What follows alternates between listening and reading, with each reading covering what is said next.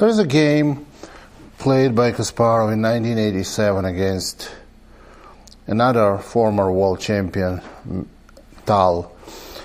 d4, knight f6, c4, e6, knight c3, bishop b4, e3, castles, bishop d3, d5.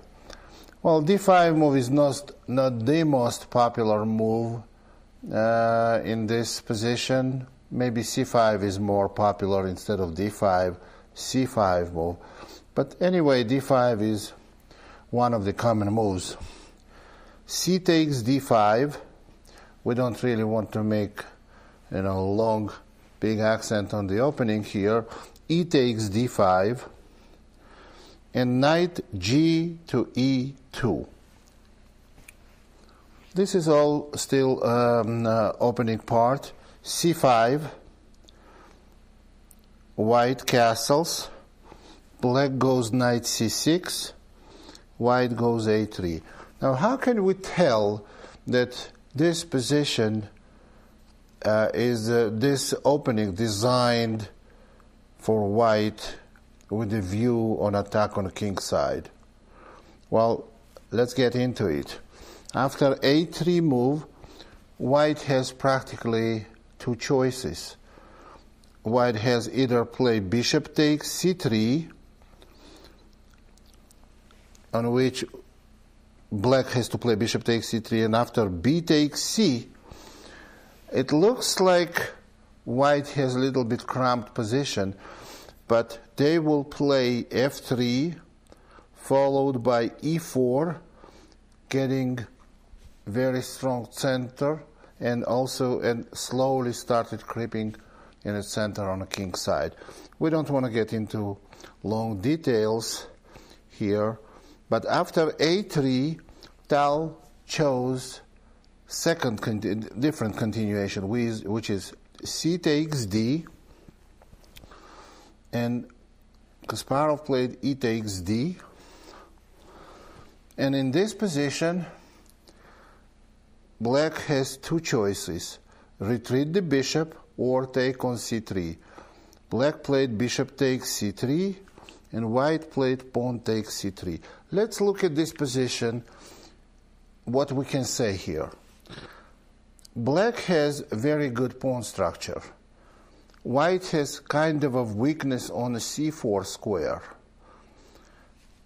However, we have to pay attention to one very important fact here, that white has these two bishops, d3 bishop and c1 bishop, aimed on the king side.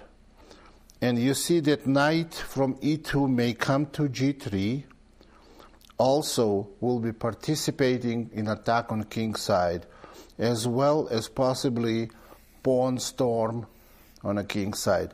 White has very good attacking possibilities, and this is an opening position. Now let's see. So white's plan, we can tell clearly, to play on the king side, and to attack on the king side. So let's see how the game went now. Knight to e7.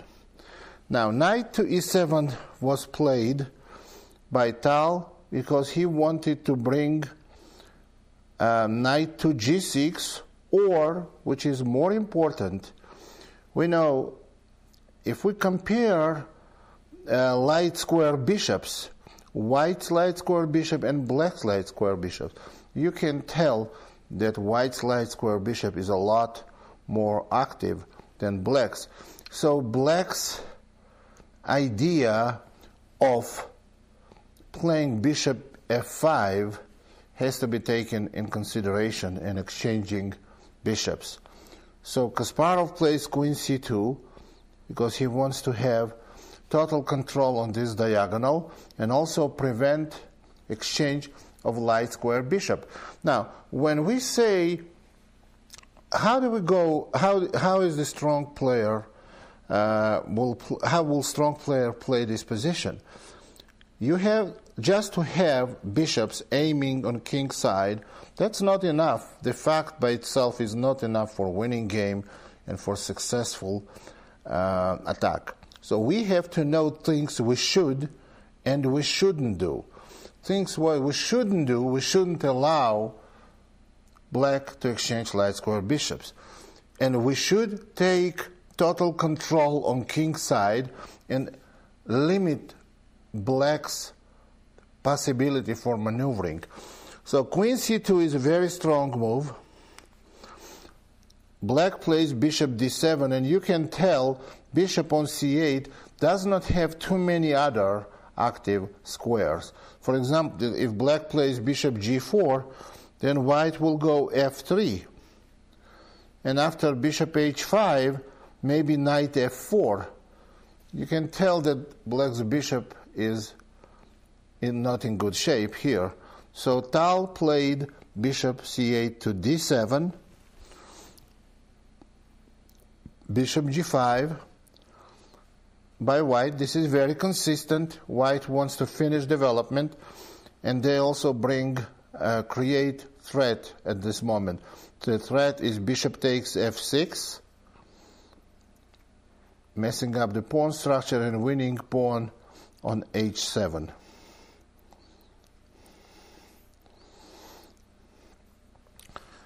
So after bishop g5, black plays knight g6, and now f4, very strong move.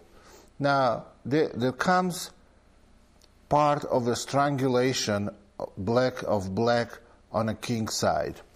After f4, white goes h6, black plays h6, and white plays bishop takes f6. White has to give up one of the attacking bishops.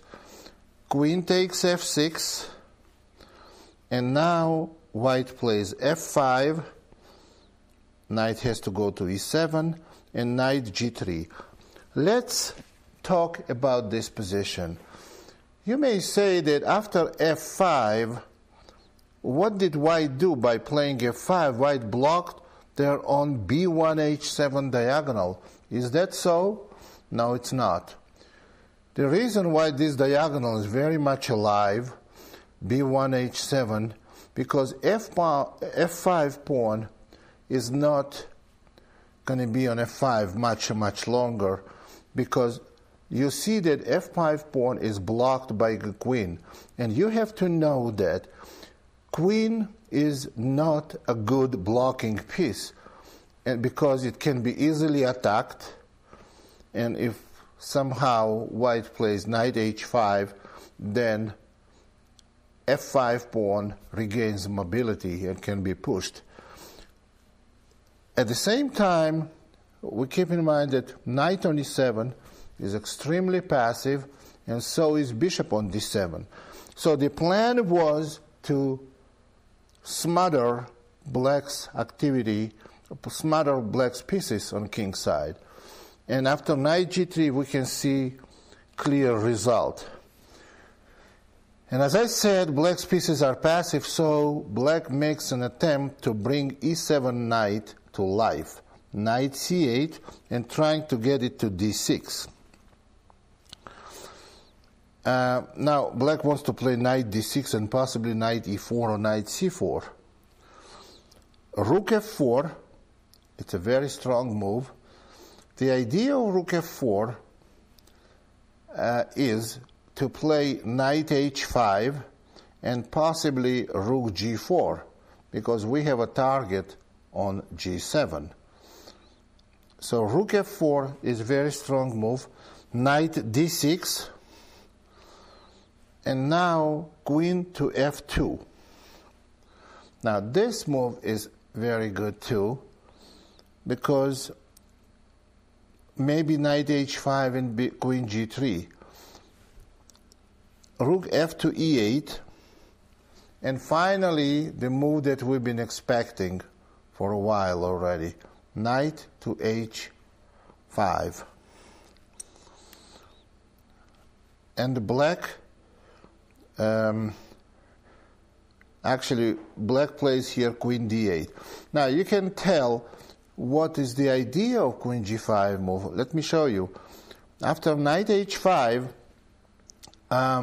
queen must go back, because if black plays queen g5, interestingly enough, white can play h4, attacking black's queen, and now queen has to go back to d8, because after queen takes h5 and pawn g4, black's queen trapped. That's what queen f2 was about. Of course, it's not easy to make this move, and you can tell, oh, I'm not Kasparov, how am I going to do that? Well, your opponent is not Tal either, so it's okay to try as hard as you can, and you will have definitely be improving your game. So let's go on with the game. Knight h5, queen d8, and now this simple combination is not very difficult. Knight takes to g7, and we can clearly see that after black did not play king takes g7, because after f6 white wins almost immediately, because king has to go somewhere to h8, and queen h4 is a very quick mate. So that's why after knight takes g7, in this position, black played knight e4. Bishop takes e4, rook takes e4, white plays f6. Now this position is absolutely and totally lost for black. White has an extra pawn, white has good attacking chances, and black has nothing to show for it. The game continued, few more moves, but never really had rook takes e4, f6, white played f6, king h7, rook takes e4, pawn takes e4, queen f4, bishop c6, rook e1. Black could resign right now, because right now the pawn is weak, king is weak, and there is nothing for black in this position. Rook e1, queen f8, now c4. Good idea, because white wants to go d5. Queen takes a3, but now knight f5, threatening mate on h6. Queen f8, rook to e3, preparing rook to h3, and after bishop d7, rook to g3. Now the threat is rook g7 check, there is no defense, and after bishop takes f5 and queen takes f5 check, black resigned, because after king h8, rook g7, mate on h7, black has to give up the queen, and the rest is not interesting. So this